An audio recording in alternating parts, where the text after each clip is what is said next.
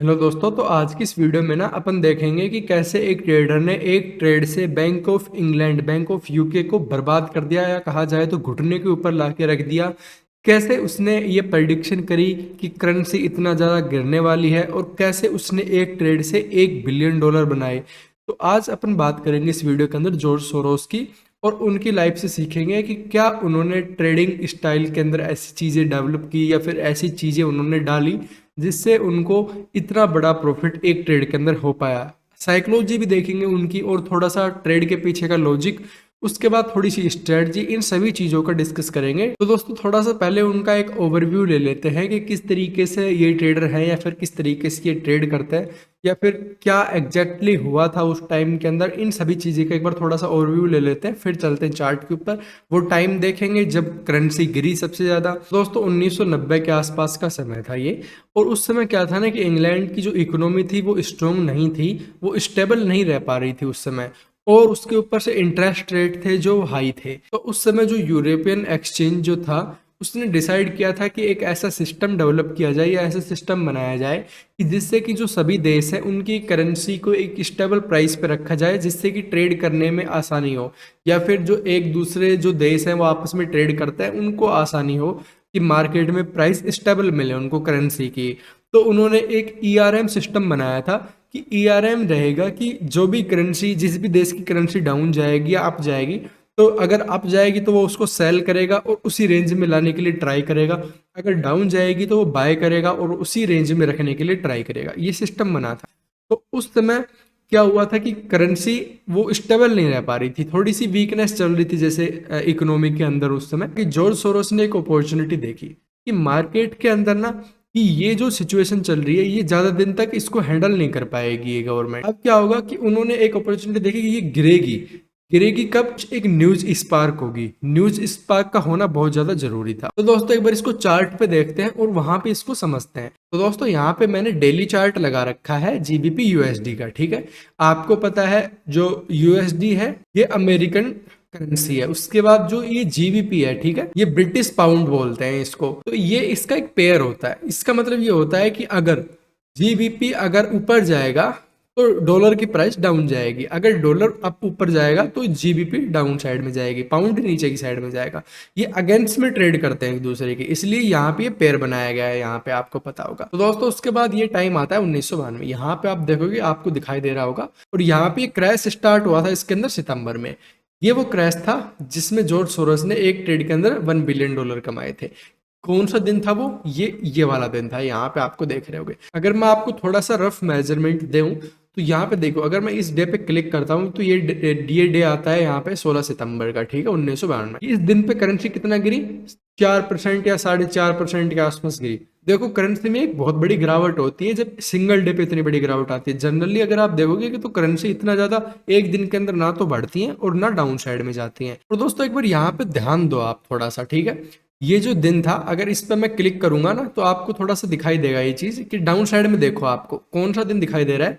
Wednesday दिखाई दे रहा है आपको, 16 सितंबर, ठीक है, 1992 वेनसडे। तो यहाँ पे आपको एक चीज और क्लियर हो गई कि वेनसडे इस दिन पे कहा गया था, और इस दिन को ब्लैक वेनसडे के नाम से जाना जाता था उस समय। अब आज भी इसकी कई बार चर्चा हो जाती है कि ब्लैक वेनसडे है, ब्लैक मंडे का, जैसे मैंने आपको बताया था, इस तरीके से ब्लैक वेनसडे है। तो दोस्तों, अब ये अपॉर्चुनिटी क्रिएट कैसे हुई और सोरोस ने इसको कैसे पकड़ा, उस चीज पे बात करते हैं। जैसा कि आपको मैंने पहले भी अभी बताया था वीडियो के स्टार्टिंग में कि ईआरएम एक सिस्टम था मार्केट के अंदर, कि गवर्नमेंट, या फिर कहा जाए जो देश की जो करेंसी गिरने वाली है, उस देश की गवर्नमेंट, उस देश की बैंक यहाँ पे उसको सपोर्ट करेगी करेंसी को, या फिर वापस से अपसाइड में जाएगी तो उसको रेंज में लेके आएगी। ये उस बैंक का काम था, उस देश की बैंक का। यहाँ पे इसको ईआरएम को जो हैंडल कर रहा था वो बैंक ऑफ इंग्लैंड था यहाँ पे, ठीक है। तो दोस्तों, सोरोस ने यहाँ पे अपॉर्चुनिटी देखी और उन्होंने यहाँ पे सेल करना स्टार्ट किया। जैसे सेल करना स्टार्ट किया, करेंसी डाउन जाने स्टार्ट करी। वहां पे फिर क्या किया ना कि अब इसको स्टेबल रखने की गारंटी किसकी थी? यहाँ पे अब यहाँ पे पूरी बात आ जाती है गवर्नमेंट की या फिर उस देश के बैंक की। तो बैंक यहाँ पे बैंक ऑफ इंग्लैंड था, उसने यहाँ पे बाय करना स्टार्ट किया कि इसको थोड़ा सा ऊपर या फिर मेंटेन रखा जाए। तब तक थोड़ा सा देर हो चुकी थी, या फिर कहा जाए सेलिंग में पावर ज्यादा थी, क्योंकि इकोनॉमी भी तो उस समय ज्यादा स्टेबल नहीं थी, तो इसको वो होल्ड नहीं कर पाई। मतलब बैंक के पास कहा गया ना कि पैसे खत्म भी हो गए थे और बैंक ने लोन लेके भी यहाँ पे उसको मेंटेन करने की कोशिश करी, लेकिन वहां भी उसको स्टेबल नहीं रख पाई वो। अब एक बात बताओ, अगर बैंक यहाँ पे लोन ले लेके यहाँ पे बाय करना स्टार्ट कर रही है तो वो कब तक वहां पे होल्ड कर पाएगी? एक टाइम तक भी उसकी लोन की लिमिट भी आ जाएगी और यहाँ पे कंपटीशन कर नहीं सकते आप एक लेवल पे जाके। तो क्या होता है ना कि यहाँ पे फिर न्यूज आती है कि हम मार्केट से जो ईआरएम है वो हटा रहे हैं, हम ईआरएम का हिस्सा नहीं रहना चाहते अब, क्योंकि हम इसको मेंटेन नहीं कर पाएंगे।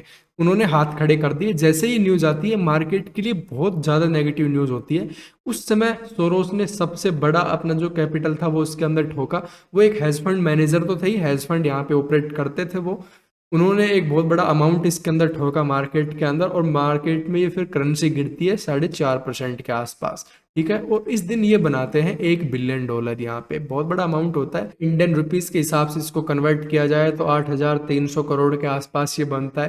तो बहुत ज़्यादा होता है, ये अमाउंट कम नहीं होता, और एक सिंगल ट्रेड के अंदर ये बनाना। तो वो दिन था दोस्तों। उसके बाद सोरोस को वो नाम दे दिया गया, वो आदमी जिसने बैंक ऑफ इंग्लैंड को बर्बाद किया। ठीक है, तो आज भी अगर आप इसको जानोगे तो एक डिस्ट्रॉय ट्रेडर के नाम में जानोगे कि ये जब किसी चीज़ के पीछे पड़ते हैं ना तो उस चीज़ को बहुत ज़्यादा सेलिंग करते हैं, इतनी ज़्यादा सेलिंग करते हैं कि काफ़ी ज़्यादा वो अनस्टेबल हो जाए या फिर उस देश को ही हिला देते हैं। ये बहुत ज़्यादा एक कंट्रोलर के रूप में इस तरीके से काम करते हैं। अगर इनकी पॉलिटिक्स साइड हटा दी जाए तो अपन काफ़ी कुछ इनसे सीख सकते हैं। यहाँ पे अगर इनकी स्ट्रेटजी और साइकोलॉजी की अगर थोड़ी सी बात कर लें तो वो सीखते हैं कि ये ऐसी क्या साइकोलॉजी यूज़ करते हैं अपनी स्ट्रेटजी के अंदर, या फिर क्या स्ट्रेटजी यूज़ करते हैं। देखो, सबसे पहले ये जो चीज़ यूज़ करते हैं रिफ्लेक्शन थ्योरी, आप इसको बोल सकते हैं। रिफ्लेक्शन थ्योरी क्या होती है कि ये एक ऐसी चीज़ होती है, अगर मैं आपको एग्जाम्पल देके समझाऊं, इनका मानना यह होता है कि अगर मार्केट के अंदर ज़्यादातर लोग बात कर रहे हैं, चलो फॉर एग्जाम्पल मैं आपको एक एग्जाम्पल दे रहा हूँ, कोई रिकमेंडेशन नहीं है। आप IRFC, ठीक है, IRFC शेयर लेते हैं अपन, ठीक है।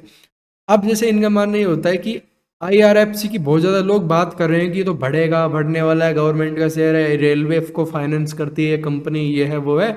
अब काफ़ी चीज़ें यहाँ पे बोल रहे हैं। उसके बाद क्या होता है ना कि वो एक पूरे एक चेन रिएक्शन स्टार्ट हो जाती है लोगों के अंदर, कि लोग बस अब उसी की बात कर रहे हैं, IRFC। अब ट्विटर पे भी ट्रेंड हो रही है वो सब चीज़ें, ऐसी सब चीज़ें वो हर जगह फैलने लग जाती हैं। तो किससे एक परसेप्शन क्रिएट हो जाता है उस चीज़ से, जिसको रिफ्लेक्शन बोलते हैं।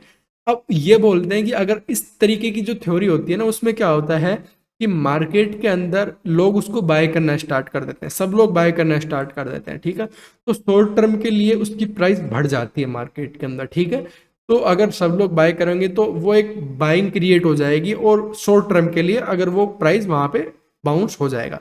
तो ये यूज करते हैं इस चीज को, और इसके अंदर वो एंट्री लेने की ट्राई करते हैं। ये इनकी एक स्ट्रेटजी होती है। ये मैं अपनी तरफ से कुछ नहीं बोल रहा हूँ, जो कि मैंने देखा है, जो कि मैंने रिसर्च करी इनके बारे में, उनमें मेरे को ये सब चीजें देखने को मिली हैं। दूसरी ये चीज यूज करते हैं वो इकोनॉमिक ट्रेंड यहाँ पे यूज करते हैं।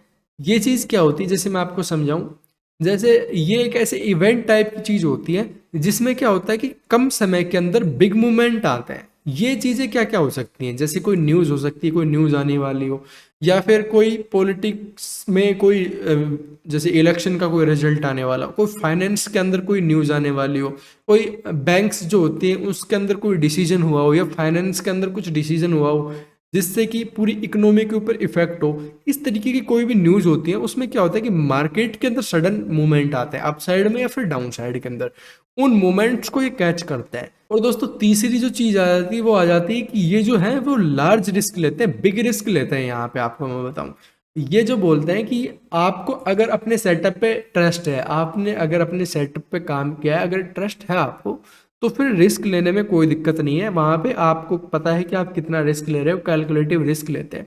कहा जाए तो आपको पता है कि अपना ज्यादातर बड़ा हिस्सा कैपिटल का उसमें डिप्लॉय करते हैं, इसलिए बड़ा रिस्क हो जाता है। यहाँ पे आपको बोला ऐसा नहीं कि वो अंधाधुंध रिस्क ले रहे हैं, कैलकुलेटिव रिस्क ले रहे हैं, लेकिन अमाउंट जितना इन्वेस्ट करना चाहिए उससे डबल ट्रिपल अमाउंट यहाँ पे इन्वेस्ट कर देना, इसलिए इनकी जो रिस्क हो गया वो भी बड़ा हो गया और प्रॉफिट हो गया वो भी बड़ा हो गया। तो दोस्तों होप है कि आपको ये चीजें समझ में आई होंगी।